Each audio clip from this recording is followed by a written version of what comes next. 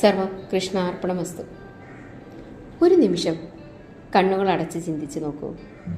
രാവണയുദ്ധം കഴിഞ്ഞ് അയോധ്യയിലേക്ക് മടങ്ങുന്ന ശ്രീരാമനും സീതയും ലക്ഷ്മണനും ആകാശത്ത് പുഷ്പക വിമാനത്തിൽ യാത്ര ചെയ്യുന്നു.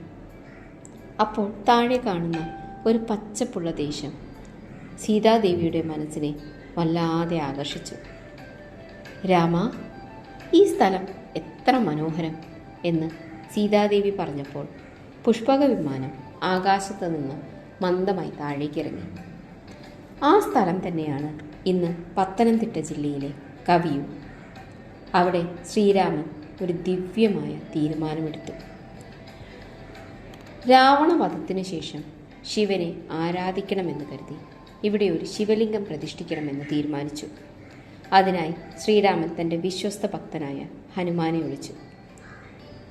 ഹനുമാനെ, ഭക്ത, ശ്രേഷ്ഠമായ ശിവലിംഗം കൊണ്ടുവരിക, രാമസ്വാമി പറഞ്ഞു.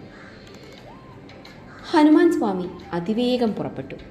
പക്ഷേ ശുഭമുഹൂർത്തം അടുത്തു വന്നിട്ടും ഹനുമാൻ സ്വാമി എത്തിയില്ല. മുഹൂർത്തം നഷ്ടമാകരുതെന്ന് കരുതി ശ്രീരാമൻ മണ്ണും ദർഭയും ചേർത്ത് ഒരു ശിവലിംഗം നിർമ്മിച്ചു. അവിടെ തന്നെ പ്രതിഷ്ഠ ചെയ്തു. അല്പസമയം കഴിഞ്ഞ് ഹനുമാൻ സ്വാമി മടങ്ങിയെത്തി. ഹനുമാൻ സ്വാമി കൊണ്ടുവന്നത് അസാധാരണമായ ഒരു ദിവ്യ ശിവലിംഗമായിരുന്നു. പക്ഷേ പ്രതിഷ്ഠ കഴിഞ്ഞതായി കണ്ടപ്പോൾ ഹനുമാൻ സ്വാമി വല്ലാതെ ദുഃഖിതനായി. അത് കണ്ട ശ്രീരാമൻ പറഞ്ഞു, ഹനുമാനെ, നിനക്കിഷ്ടമെങ്കിൽ ഈ ശിവലിംഗം മാറ്റി നീ കൊണ്ടുവന്നത് സ്ഥാപിക്കാം. അത് കേട്ട ഹനുമാൻ തൻ്റെ മഹാശക്തി ഉപയോഗിച്ച് ശിവലിംഗം ഉയർത്താൻ ശ്രമിച്ചു. എന്നാൽ എന്ത് ചെയ്താലും ആ ശിവലിംഗം ഒരു ഇഞ്ച് പോലും നീങ്ങുന്നില്ല. അപ്പോൾ ഹനുമാൻ സ്വാമിക്ക് മനസ്സിലായി, ഇത് സാധാരണ ശിവലിംഗമല്ല, ശ്രീരാമൻ പ്രതിഷ്ഠിച്ച ദിവ്യശക്തിയുള്ള ശിവലിംഗം. അവിടെ തന്നെയാണ് ഹനുമാൻ സ്വാമി നിത്യവാസം ആരംഭിച്ചത്. കബി എന്നത് ഹനുമാനെ സൂചിപ്പിക്കുന്നു, ഊര് എന്നത് ദേശം. അങ്ങനെ കബി ഊര്, കവിയൂര് എന്നായി എന്ന ഐതിഹ്യം. ഇന്നും ആ ദിവ്യശക്തി നിറഞ്ഞ തൃക്കവിയൂർ ശ്രീ മഹാദേവ ക്ഷേത്രം കേരളത്തിലെ ഏറ്റവും പുരാതനമായ മഹാക്ഷേത്രങ്ങളിലൊന്നായി നിലകൊള്ളുന്നു.